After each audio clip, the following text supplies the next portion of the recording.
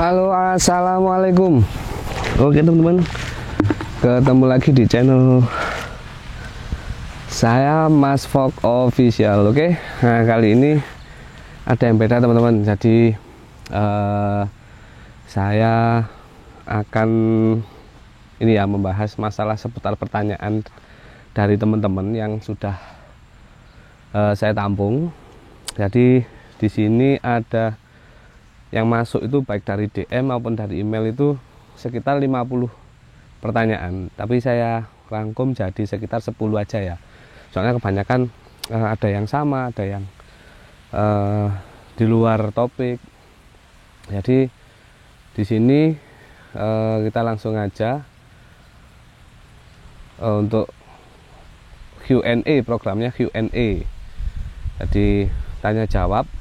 Jadi teman-teman kalau mau tanya atau apa silahkan DM saya atau tinggalkan komentar. Nanti kalau saya nggak sempet jawab di kolom komentar, nanti pasti akan saya buatkan Q&A. Jadi kayak gini, nanti yang pertanyaan sudah masuk akan saya rangkum. Nah nanti saya buatkan video Q&A.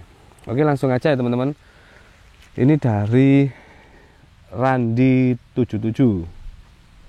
Pertanyaannya, Mas Fok, sejak kapan budidaya cacing? Nah, ini pertanyaan ini bagus ini.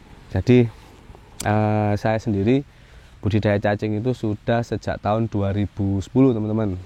Jadi kalau sekarang sudah, insya Allah sudah 12 tahun di budidaya cacing. Oke, lanjut.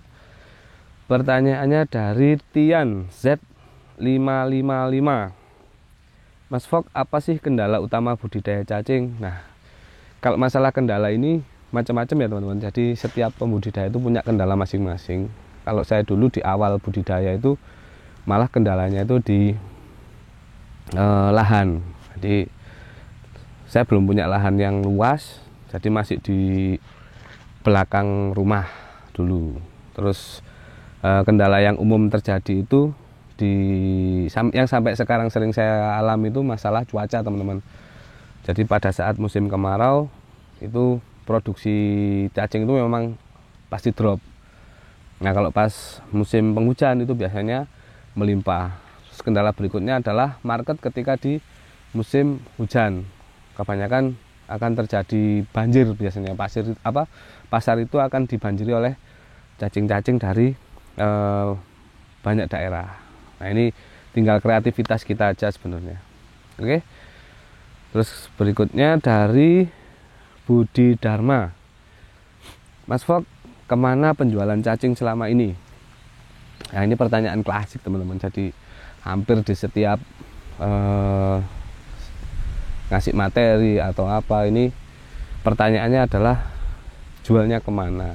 Jadi kalau saya jawab jualnya kemana, selama ini saya jual itu ke beberapa segmen pasar. Salah satunya itu di kolam pancing untuk pakan burung, terus untuk nutrisi tambahan untuk peternak ikan atau peternak yang lain. Terus bagian cacing ini saya olah jadi probiotik, kemudian saya arahkan ke pertanian. Jadi gitu teman-teman, jual cacing itu gampang, gak sesulit yang dibayangkan. Yang penting kita tekun aja. Jadi jangan beranggapan itu gini loh, kita jual cacing itu harus sekian ton, ndak usah. Jadi 1 kilo, 2 kilo, 3 kilo, 4 kilo, 5 kilo ndak ada masalah. Tapi teman-teman itu punya banyak titik. Nah itu kalau sudah dikumpulin sudah jadi berapa kuintal atau sudah jadi berapa ton gitu. Terus pertanyaan berikutnya, ini agak cepat aja ya teman-teman biar durasinya nggak terlalu panjang nantinya. Ari _Zen. Mas Fok, apa benar jika media tidak diganti cacing menjadi kanibal, yang kecil makan yang besar? Nah ini pertanyaannya lucu ini teman-teman. Nah, ini yang perlu di garis bawahi. Jadi di sini cacing itu bukan hewan yang akan memangsa koloninya sendiri. Jadi cacing ini kan sejatinya dia pengurai bahan organik. Jadi sisa-sisa sampah, sisa-sisa itu sebenarnya yang dimakan. Jadi bukan dia mengkanibal temennya ketika medianya tidak diganti. Nah, biasanya pertanyaan seperti ini medianya padat, terus cacingnya mati, yang besar-besar ini mati. Akhirnya tinggal yang kecil-kecil. Nah, karena anggapannya keliru, akhirnya si cacing kecil ini dikiranya makan yang besar. Padahal salah, itu salah sebenarnya. Jadi cacing ini tidak mengkanibal koloninya. Oke, berikutnya dari Hans Tribal. Dari Hans Tribal, berapa banyak pakan untuk lahan seluas itu? Oke teman-teman, jadi kan kita lahan ini ada 1, 2, 3, 4. Ini yang nomor 4. Jadi rata-rata luasannya ya segini. Yang ini luasannya sekitar 1000 meter yang teman-teman. Yang paling luas itu yang di video saya yang kemarin ya. Itu berapa banyak pakan? Jadi kalau pakan itu yang paling banyak memang di lahan yang pertama itu seminggu sekitar 6 truk untuk pakannya blotong. Nah, lahan yang berikutnya yang kedua itu sekitar 4 truk. Terus lahan yang sebelahnya itu 3 truk. Terus yang ini itu bisa dilihat di belakang sana itu ada tumpukan sekitar 4 truk ya teman-teman. 4 truk. Jadi untuk totalnya per minggu itu minimal itu 15 sampai 20 truk blotong per minggu, minimalnya segitu. Itu bisa lebih kalau di musim penghujan teman-teman. Musim penghujan, jadi populasi pas lagi banyak-banyaknya itu bisa sampai 30 truk. Oke. Terus berikutnya dari D_U92. Apa sih manfaat cacing itu, terutama untuk tanaman? Kok di tanaman saya sering nemu cacing, apakah itu berbahaya? Jadi manfaat cacing sendiri untuk tanaman itu, ini kalau kita ngomongkan bukan cacing yang kita budidaya, cacing yang ada di alam. Dia berfungsi untuk menggemburkan tanah. Terus di samping itu dia juga mengendalikan beberapa jenis bakteri patogen tanah, termasuk jamur yang berbahaya untuk tanaman.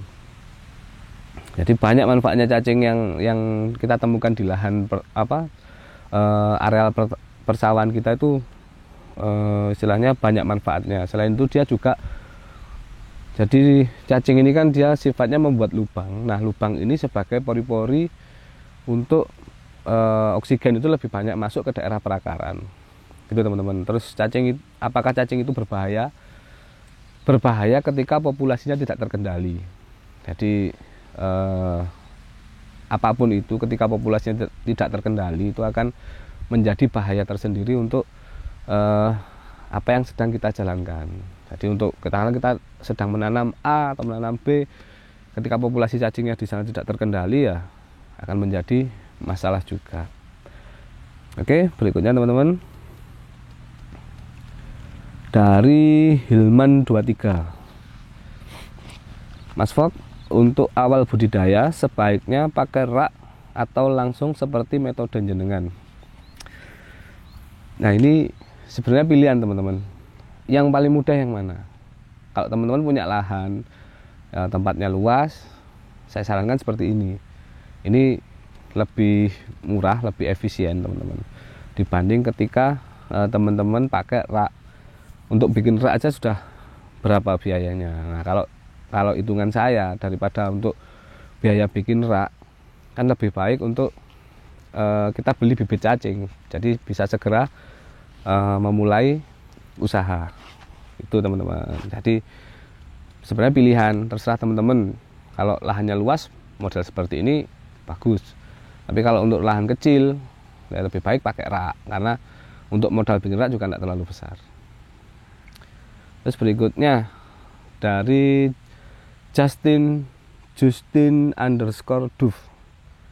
Mas Fok, kenapa cacing saya tidak menunjukkan perkembangan yang signifikan? Padahal saya sudah mengikuti anjuran mentor pelatihan. Nah ini banyak teman-teman yang sudah ikut pelatihan ternyata gagal, ikut pelatihan ternyata gagal. Nah ini yang patut dipertanyakan, ini mentornya gitu loh. Beliau ini petani atau sekedar paham di dunia cacing tapi tidak pernah menerapkan. Ini banyak sebenarnya mentor-mentor yang seperti itu. Nah, jadi kalau saya jawab juga bingung juga, karena mentor ini apa yang sudah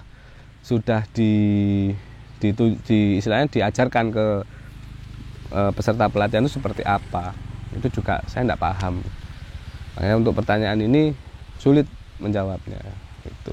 Makanya nanti kalau ada pertanyaan lagi, Mas Justin Duf underscore Duf ini silahkan tanyakan lebih detail, biar nanti saya bisa bantu jawab.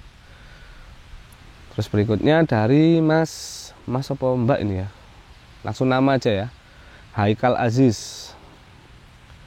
Mas Fok, di media cacing saya kok banyak kutu oranye dan putih ya, apakah itu berbahaya?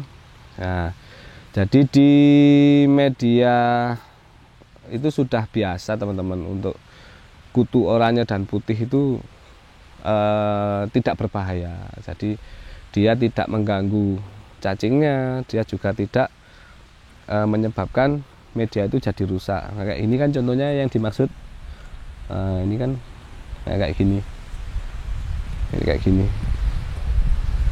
gini ya teman-teman ya. Nggak tahu ini kelihatan apa enggak ini, kayak gini. Mungkin yang dimaksud seperti ini. Jadi di sini aja juga banyak kok cacing kutu oranye sama kutu putih itu banyak. Jadi tidak ada masalah sebenarnya di media ini, tidak ada masalah. Justru dia membantu proses, dia kan makan bahan organik juga. Nah sisa metabolisnya dia atau kotorannya dia ini bisa dimakan oleh cacing teman-teman.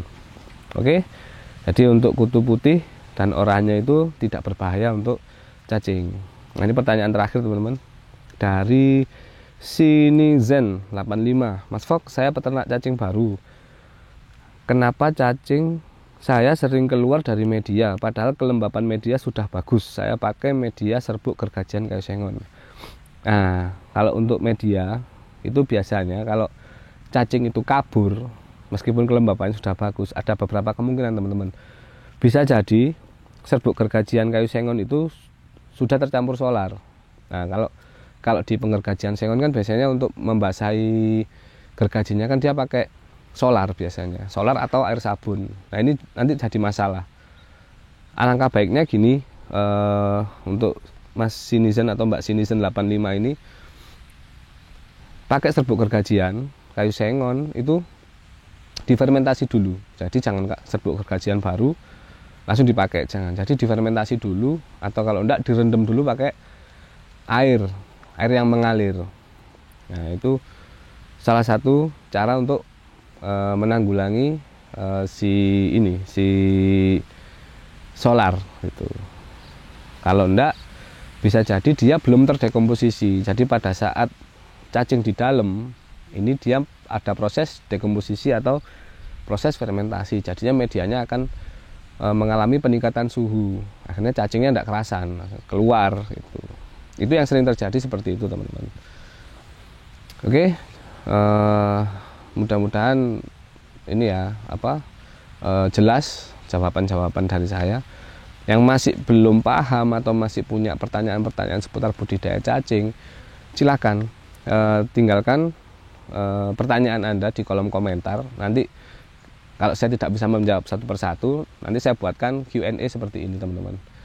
Oke, jadi jangan lupa klik like dan subscribe, share ke teman-teman kalian semua, biar biar video ini bisa menjadi manfaat untuk yang lain. Nah, oke teman-teman, semangat budidaya cacingnya, salam sukses untuk teman-teman semua. Oke, sampai ketemu di video berikutnya. Assalamualaikum warahmatullahi wabarakatuh.